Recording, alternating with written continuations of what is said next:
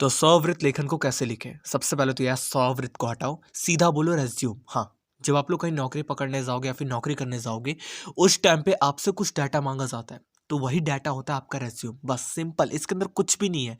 मैं तुम्हें as it is they रहा हूँ, एग्ज़ाम्पल के साथ दिखा रहा हूँ, तुम एज़ इट इज़ छाप आना। जिस भी चीज़ से रिलेटेड होगा, नौकरी से रिलेटेड होगा, किसी भी चीज़ से रिलेटेड हो, ये सारा फॉर्मेट तुम्हारा सेम रहेगा, एज़ इट इज़ तुम्हें अपना बदल करके जो भी उसके अंदर दिया गया है छाप आना, बस इतना ही है तुम्हारा। तो स्टार्ट करेंगे इस वीडियो को बिना टाइम वेस्ट। तो सबसे पहला तुम्हारे यहाँ पे सबसे ऊपर में आएगा स्ववृत्त। हाँ, ये रेज्यूम होता है, इसको इंग्लिश में रेज्यूम कहते हैं। यहाँ पे तुम स्ववृत्त लिख देना, ठीक है। इसके बाद तुम्हारे खुद का नाम आएगा, जैसे यहाँ पे नरेंद्र कुमार लिखा है वैसे तुम्हारा खुद का नाम आएगा, जो भी होगा तुम्हारा नाम, नरेंद्र मोदी, जो भी कुछ है। पिता का नाम आएगा तुम्हारे, उसके बाद सुरेश कुमार, जैसे इसके पिता का नाम था सुरेश कुमार, तो यहाँ पर तुम लिख दोगे अपने पिताजी का नाम, या फिर आपको अगर उसके अंदर कोई और पिताजी का नाम दिया गया किसी और बच्चे का, तो तुम उसका लिख देना, ठीक है। इसके बाद माँ का नाम, जैसे यहाँ पे लिखा है शबनम। जन्म तिथि है इसकी 18 नवंबर 1982, अपनी जन्म तिथि लिख देना। इसके बाद वर्तमान पता D72 पॉकेट चोर sorry pocket 4 Mayur Vihar, fridge 1, Delhi 11092। स्थायी पता क्या है?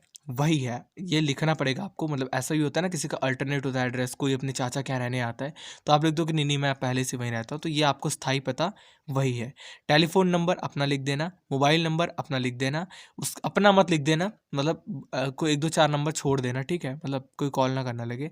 ईमेल लिख देना, यहाँ पे जैसे लिखा 85 नरेंद्र@yahoo.com, ऐसा आप कुछ भी लिख देना, जो भी आपका होगा आप उसको लिख देना, कोई दिक्कत की बात नहीं है, ठीक है।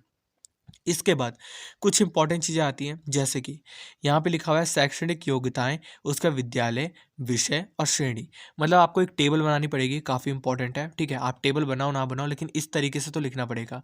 यहाँ पे लिखा हुआ है जैसे परीक्षा, डिग्री और वर्ष। तो परीक्षा आपने कौन कौन सी पास करी और कब कब पास करी। सबसे पहला आपका देखो, पहली से लेकर चौथी पाँचवीं का तो बताना नहीं होता, मेन होता है 10वीं से स्टार्ट, ठीक है। तो 10वीं आपने पास करी थी कब? 1997। तो पहले लिखो 10वीं मैंने कक्षा पास की थी, फिर यहाँ लिखो 1997, फिर लिखो कौन से कॉलेज या फिर कौन से विद्यालय से की थी या कौन से चीज़ से की थी। तो राजकीय विद्यालय CBSE से किया था मैंने। विषय क्या था आपका? अंग्रेजी, हिंदी, विज्ञान, गणित, सामाजिक विज्ञान, ये सब मैंने विषयों के साथ करी थी। उसके बाद मैंने कौन सी श्रेणी पाई थी उसमें? अपनी क्लास के अंदर, तो आप लिख दो मैंने प्रथम श्रेणी पाई थी। मेरी 93% आई थी, जो कि आपकी आएगी, विश्वास है मुझे, तुम्हारी 10th के अंदर 93% आएगी, हर एक बच्चे की आएगी। वीडियो को देख रहे हो ना, तुम्हारी आएगी यार। देखो ऐसा मत कहना कि तू लालच कर रहा है, मैं लालच नहीं कर रहा, मैं आशीर्वाद दे रहा हूँ, ठीक है। इसके बाद सेकंड लिखोगे, 12वीं कब पास की? 1999 में। अब वही CBSE स्कूल से पास की, फिर यहाँ पे अपना लिख के आप जो है प्रथम आए।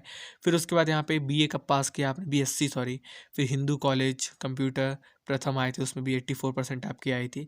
तो इस तरीके से आपने पूरा का पूरा अपना जो है शैक्षणिक योग्यता है उसको लिख दिया। उसके बाद अन्य संबंधित योग्यताएं, अब आपके अंदर कोई और भी मान लो, देखो काफ़ी लोग होते हैं जो टैली सीखने लगते हैं, काफ़ी लोग कंप्यूटर सीख लेते हैं, काफ़ी लोग MS वर्ड पैड, उस टाइम में बहुत चलता था, मतलब मेरी बहन ने भी सीखा था उस टाइम पे। सो वही चीज़ है, आपने क्या क्या चीज़ें एक्स्ट्रा सीख रखी है। जैसे यहाँ पे लिखा है इसने फ्रांसी भाषा का कार्य योग्य इसको ज्ञान है। तो इस तरीके से आपने अगर उर्दू सीखी है, बंगाली सीखी है, तमिल सीखी है, युगांडी सीखी है, अजीब अजीब सी भाषा सीखी है, तो वो भी लिख सकते हो आप, ठीक है। उपलब्धियाँ, आपने क्या क्या ऐसा जो है किया अपनी लाइफ के अंदर, जो कि कुछ उखाड़ा कुछ आपने, ठीक है। तो यहाँ पे लिख दोगे अखिल भारतीय वाद विवाद, मैंने सबसे पहला मतलब डिबेट में जीता था। फिर मैंने यहाँ पे निबंध में जीता था। फिर मैंने यहाँ पे अपना क्रिकेट की टीम में मैं कप्तान बना। विराट कोहली तो अब बच्चा है मेरे सामने, इस तरीके से, मतलब ऐसा नहीं, बराबर गुस्सा मत हो जाना कुछ भी ऐसे ही, तो ये समझ जाओ। तो आप लिख देना कि हाँ मैं बना हूँ अपने फील्ड में, उखाड़ा है मैंने कुछ, ठीक है। फिर उसके बाद कार्योत्तर गतिविधियाँ और अभिरुचियाँ, यहाँ पे लिख दोगे कि जो भी आपकी हॉबीज़ है उसको लिख दोगे। उद्योग व्यापार संबंधी पत्रिकाओं और अखबारों का नियमित पाठन करना, मेरे को देश में घूमने मज़ा आता है, इंटरनेट पर सर्फिंग करने में मज़ा आता है, यूट्यूब पे वीडियोस देखने में मज़ा आता है, मैं फुटबॉल और क्रिकेट देखने में रुचि रखता हूँ। इस तरीके से आपकी जो भी हॉबी है उसको लिख दोगे। फिर उसके बाद वैसे सम्मानित व्यक्तियों का विवरण जो उम्मीदवार के, इतना सा मत लिखना, ठीक है। इतना लिखने के बाद आपको यहाँ पे तिथि लिख देनी है। उसके बाद आपको यहाँ पे अपने हस्ताक्षर कर देने हैं और स्थान लिख देना है। चाहो तो आप लोग ये वाला पार्ट भी लिख सकते हो, आपकी मर्जी है, वरना इतना भी इम्पोर्टेंट नहीं है, ठीक है।